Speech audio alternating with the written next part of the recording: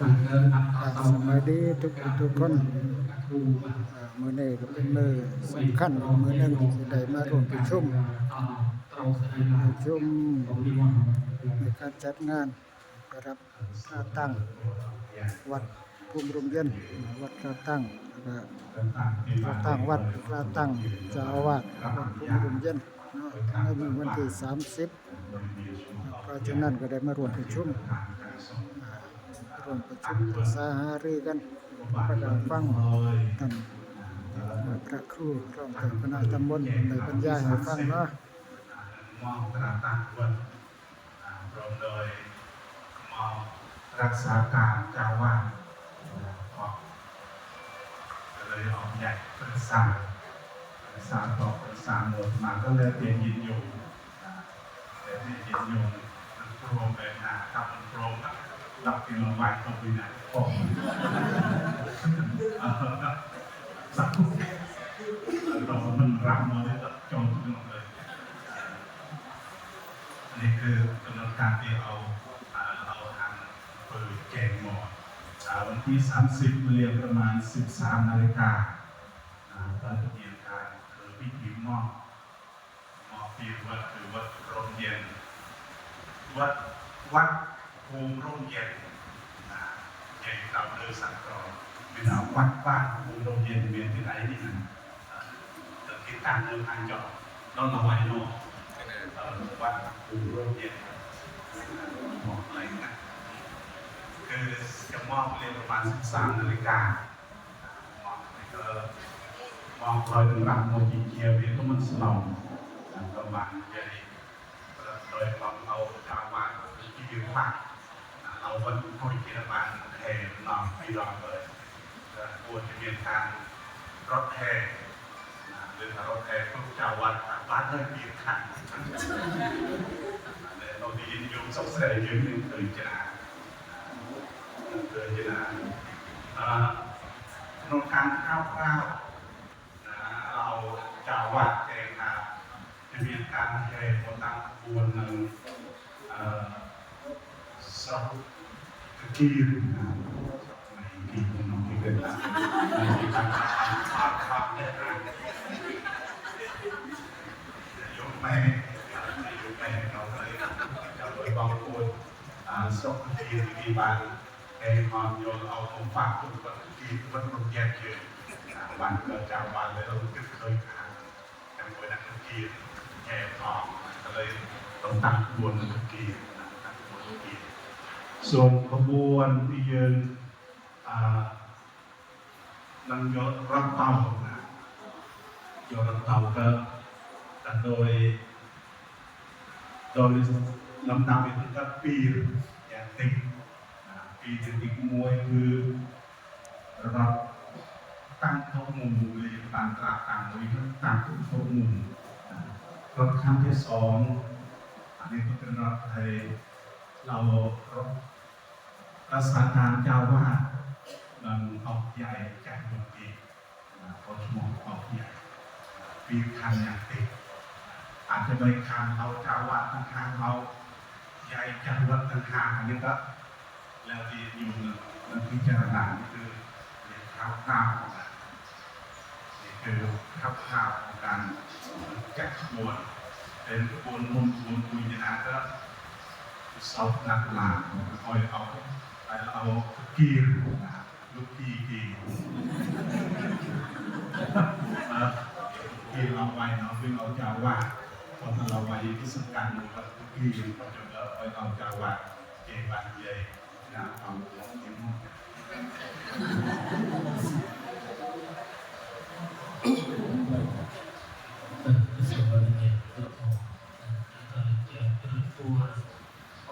ช่วยเรียนเชื่อที่ทุกคนต้องมาสุขมาสุขสุขสันต์ยืนโน่ยืนข่าวเชี่ยวไปยืนที่ที่มาทำกับวัดกับสังฆาเจ้าว่าการที่เจโมก็ท่าเราในสมัยการปฏิโยมด้วยเราเป็นสระยืนเขียนบนโลกเราสิเยงในการต้อนรับ วนตามกระบวนจับตอนรับตลอดสีสองพีจะระวังเครื่องกระบวนใจโลจะดึงเอาเองตอนรักษาโรคมันสีสะอาดสะอาดสีสะอาดสีสมบูรณ์ไปสอบปลอด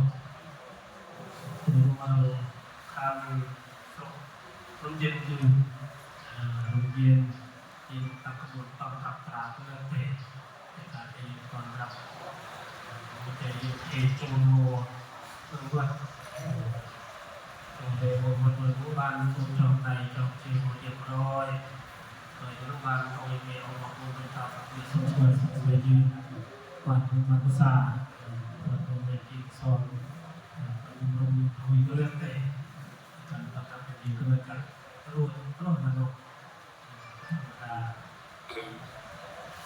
แต่ว่าต้องเยอะๆต้องพวกเล็กช่วยกลุ่มใหญ่เองแล้วก็เราใหญ่เจนดีตาด้วยกับทีมเรากับใหญ่ช่วยดีทางการมาสดใสกับทีมรวมของสาธิสบูรณ์ในเยือน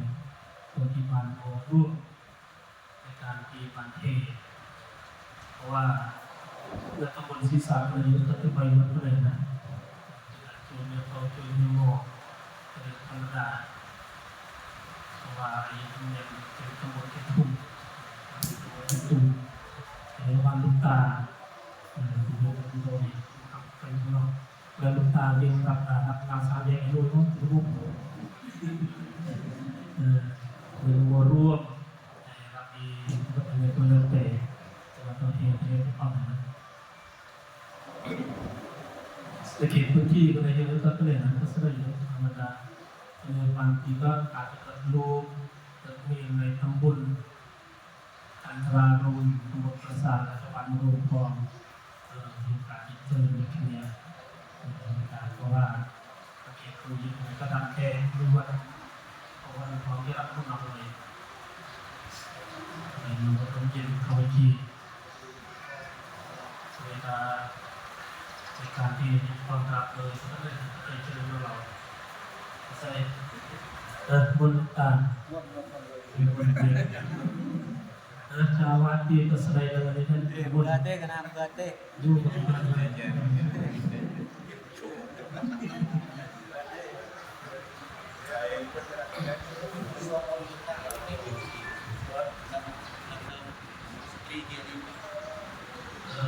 ท่านอาจารย์ประธานทางศีรษะเป็นตอนรับพระเจ้าดำเนินตีตลอดสะอาดตอนรังเตคือเรื่องอดไปเอาวางปูนยืนมดตั้งปูนดารีผมเย็นเลยมันตั้งปูนดารีกินสะอาดให้ปูนยังตันสับ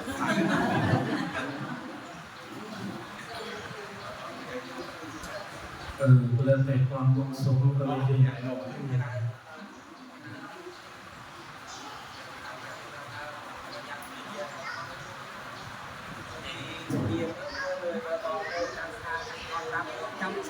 รวมขบวนมาที่เวลาเลยบางกับรวมขบวนมวยชมมวยเจาะโรงเรียนเลยคือถ้ามอมีที่เรื่องที่ถ้ามอผ่านสถานในประวัติวงการไปส่งเกิดการตอนรับโอ้ยรวมขบวนมาเลยจำมาเยอะมาเจาะตั้งขบวนแกสระการเชื่อสระเจาะเจาะเอ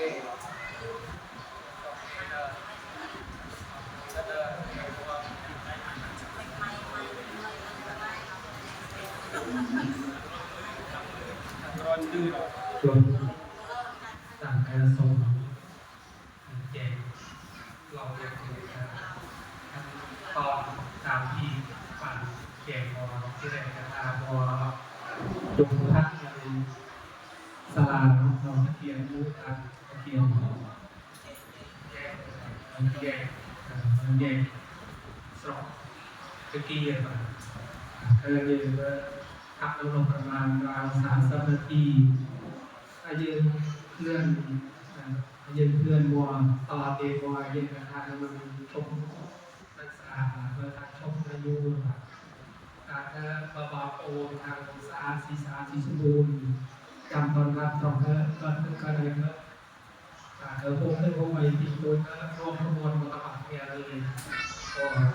จบมันเจริญสรองมาทำเตียสูตรทุเรียนรองมาสถานแรกเนาะอายุก็ได้แค่มองเอากระสอบกระโดดจงแบบผมต้องเย็นกันกันนาศึกษาเกี่ยวกับว่าคุณศึกในนาอ้อนหรือการยังนาเดียวเงินวายผมทำเจริญบอลเราก็ยุ่งเลยต่อช่วงวายเชื่อไม่ได้นอนนะที่เราทำเองเป็นสองเดือนนั้นมาเป็นมันจะไปเป็นวนไปออกเดือนดีเยอะการทำงาน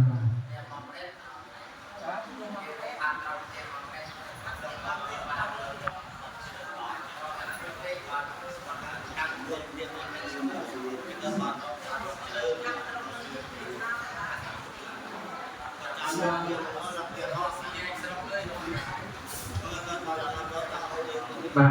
จองกระดาษถ้าเบอร์ให้ลงเดียที่ง่ายถ้าตัวจองเป็นสี่แยกเลยตั้งขบวนสี่แยกดูบ้านเลยตั้งขบวนเลยแข่งโคมออันนี้ก็คงจะเข้าใจไม่ได้เท่าไหร่ตอนต่อก็คอยดูกันเราเลยไปมีสื่อเพิ่มเติมให้ต้องคอยดูเราอยากรู้เพิ่มเติมเรียนกันอย่างเราเจอเรื่องมา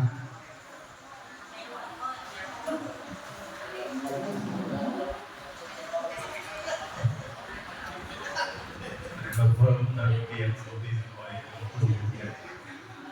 คือยึดแทงมาต้องเฮ้ยเรียนการจำได้หอมขึ้นการจำได้คนจำได้จะเรียนการสมัยส่งไปเสยจับคนเราเริ่มจำได้จำเจอลอยเอาเจ้าว่าแต่เราเอาพี่ใหญ่ที่คุยกับเป็นผู้บาดเจ็บเรายืนโรยยืนอยู่สงสัยยืนเด็กตรวยดีโดยทุ่งร้อนอ่อนทุ่งกระดุมแต่ในเกษตรต้องไล่จำไล่ประมาณจำเลยนี่คือไปใส่แต่ก็เพิ่มเติมเรื่องรถกำลังเนี่ยรถบางใบคันอะไรก็จำทีพร้อมสมัยที่โยสมัยคนกระโดดเก็บเสียงตันจำเรียกมันสลับจำไว้สลับกันเคยดูตามียืนขึ้นกันนะนอนดูตา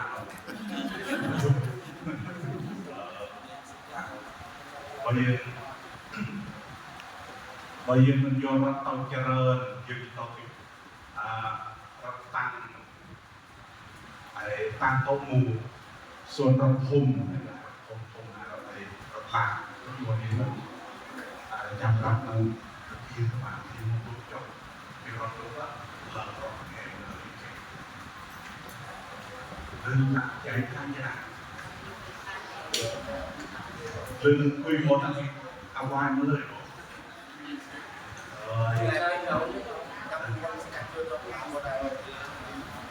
อยู่เป็นเลยจับตรอกอารมณ์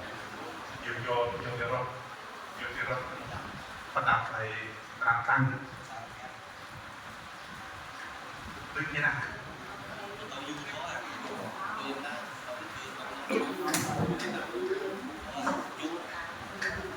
การพัฒนาทักษะที่สุดจะพัฒนาในส่วนสถานีว่าส่วนทุกคนแล้วบางคนเป็นความเข้าใจง่ายๆลักษณะนี้คือประเด็นแรกการทำพิธีมอบงานแต่งงานที่วัดอาวรคือในจุดที่ผมอยากทราบว่าชาวบ้านอยากไปร่วมตรงจุดนั้นไหมคือใจจริงผมอยากให้ชาวบ้านไปร่วมตรงจุดนั้นในส่วนหนึ่งนะครับท่านใหญ่จะมาต้อนรับอยู่ที่ต้นทางก่อนที่จะเข้าวัดคือตรงไหนก็ได้ที่เราตั้งอยู่ตรงนั้นคือถ้าจะไปแค่รถโมบาย3 คันไปดูอะไรเพราะว่าเรา มีความปรับปรื้มยินดีที่หมู่บ้านเรานั้นได้มีการรู้บ้านนะครับให้สร้างวัดตั้งบ้านได้เพราะฉะนั้นในเดี๋ยวนี้ผมว่าชาวบ้านน่าจะอยากจะไปร่วมในเฉลิมฉลองในเรื่องของการรับมอบตราทางตรงนั้นนะครับเพราะฉะนั้นในผมเองก็เสนอความคิดเห็นนะครับก็จะเป็นการลำบากไหมรถราบ้านเราก็พอมีจะพาใช้ได้อยู่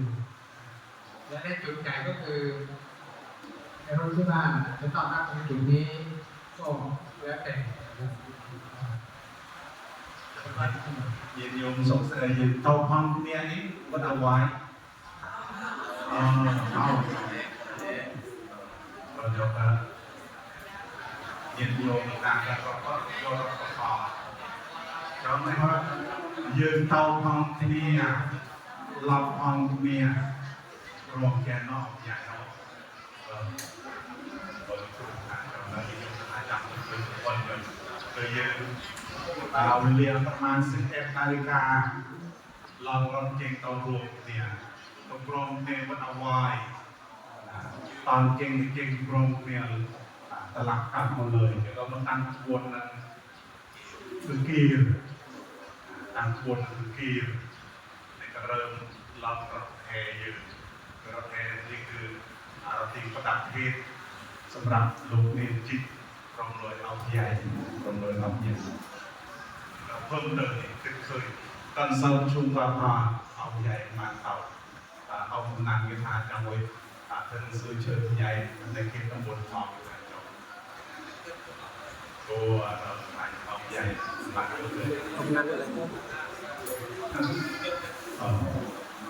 เดี๋ยวตอนที่ผมโกมาหาเอาใหญ่นำกับโกมาหา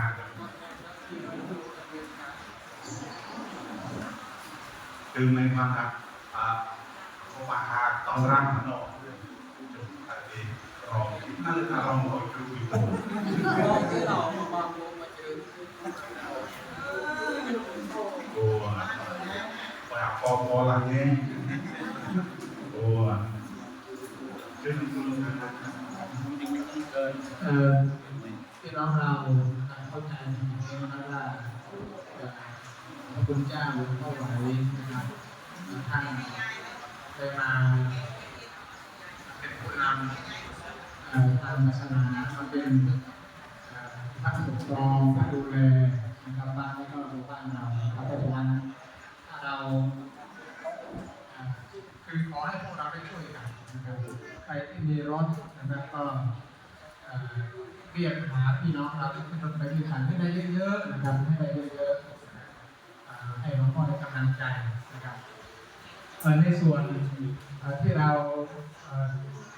จะทำหนังสือนะครับเชิญชวนนะครับพี่น้องนะครับหมู่บ้านข้างเคียงกลับมาร่วมนั้นเป็นส่วนหนึ่งนะครับเพราะฉะนั้นก็คืออยากจะให้เขาได้มีส่วนร่วมในนี้ด้วยนะครับส่วนในที่ขันนะครับแล้วก็โคราชก็ได้ยินเรียกขันกันเนี่ยเพราะว่าในงานที่ยินต่อหน้าประตูของพี่ใหญ่ข้าราชการจะเป็นยกตัวการปีไปข้าราชการเลยการระเบียบของโบราณในลายตาทีมาได้น้ำเนาะเป็นอะไรในปานตอกมีขั้นเล็กมีขั้นจะมารวมเรียนของมันวัดอยู่เลยนะเรียนประมาณ11 นาฬิกา11 นาฬิกายังเก่งเต่าแล้วก็ประมาณไงปรับชั่วโมงเต่าไปบ่อยพอยังเต่าเนี่ยจะเราหน่อยบ่อยส่วนรถบัวลากยังโอ้ทุกอีกไอ้สลาสกีร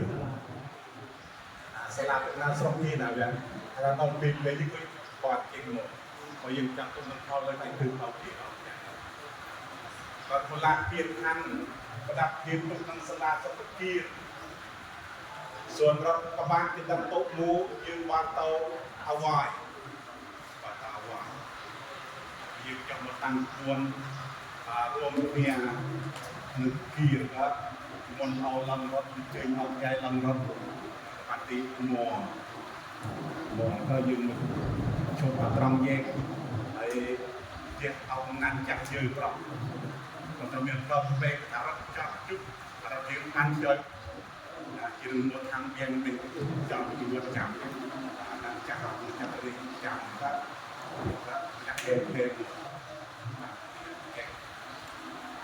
สรุปทางแก้นอกใหญ่เนาะ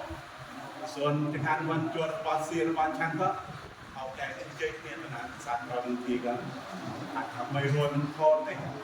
เราทำมือรอยก็แล้วแต่เรื่องทำไม่รอยจะดันเปก็มันโดนโน้มันมือรอยก็มันก็ได้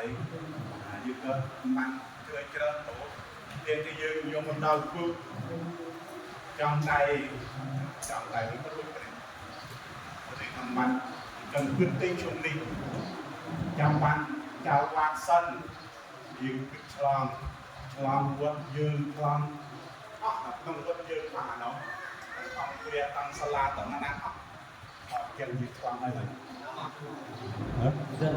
ôi sạc về chúng tôi dân hết rồi cứ nó hãy rồi chân tay chân dương là liên quan trọngก็นำเรียนถึงพลังในช่วงนี้ยังคือโอดีโอยสนำสันหรือกระไทยเพิ่มเติมเตี้ยบอลูกตาก็ได้เต้หรอก็ได้ตีเราจะวาดไอ้ละตีลูกตากับปัญหากันละจะเราก็จะนอนเราก็จะมีหนึ่งกราบจะเอาใจเป็นไอ้เพิ่มเติมว่าใหญ่เด้อเขาปิดเรียนก็พอสมควรเลยเลยสรุปต่อยังเป็นไอ้พวกอะไรอยู่บนที่ก้าวนะเกินเยอะหรอมีไงเป็นแปลงอะไรเนี่ยโอ้ไงจนยกด้วยชกสติเพิ่มเติมเหรอวันที่27ตำบลกีนังจัดโครงการนุ่งผ้าไทยใส่บาตรนะนุ่งผ้าไทยใส่บาตรหยิบจุ่มกันเซลอีกซ้อมใบสำลอนนะมีสอบมือชันพอจิตโยมสกเตยก็ร่วมกระโดดตักบาตรอยู่บนสระอ่อนเนี่ยตักบาตรที่นอกสระพันเทพก็เขามีสองงานต่อเลย27ตัวก็จะมีตักบาตรพร้อมมีซุปมวนพร้อมนุ่งสัญจรด้วยสัญจรกัดซับสมสวยนุ่มจะเครื่องใช้ไฟฟ้าอยู่ตะเรียบเราจะวัดที่แกยืนจะยืนขึ้นมันในนอกห้องเรียนปวดนางรำห้องนี่แล้วที่กินเรากินคนนี้ก็นางรำมีตรงไรเลยคนนับสัน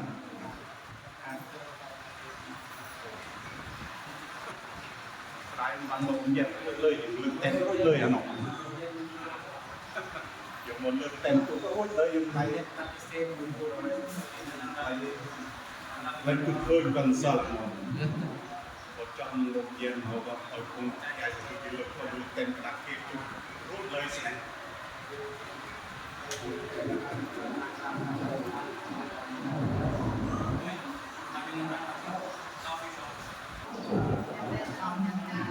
อ้จัดการหนักและสงสัยยืนในประดับทีผมก็ได้ก็บางโอยเอาวัตถุดิบบางอย่างพาไปคนอยู่สมัยยืนทางบ้าน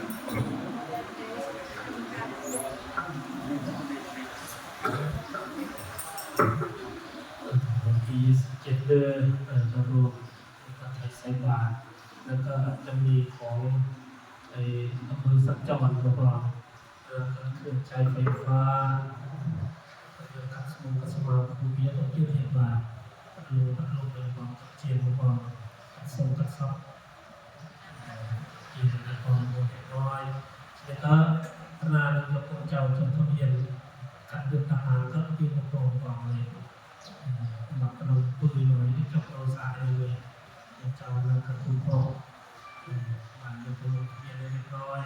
บัตรกระดมปืนหน่อยเพราะว่ามีกระพิการคือสัญจรบวกก็ยัดโยนมาที่เกิดความจำนงในการที่ประกาศแจ้งออกมาโดยชุมชนก็คือสปกยื่นโฉนดที่ดินที่ าวิวหาปุราปริปุเรนติสาคารังเอวะเมวัยตุทินังเอตันนังอุปกปติอิจิตังปฏิตังตุมหังคิปะเมวะสัมชันตุสัพเพปุเรนตุสังกปาจันโทปนรสโสยถามณิโชติระโสยถา เอเตโอ เอวาจันตุสัพพะโรโควินาศตุมาเตภวันวันตรายโยสุติติกายุโกภวะเทวาธนาสิสันนิจังวันตาปัจจายโนจัตตารโอธรรมาวันทันติอายุวันโนสุขังอาลัง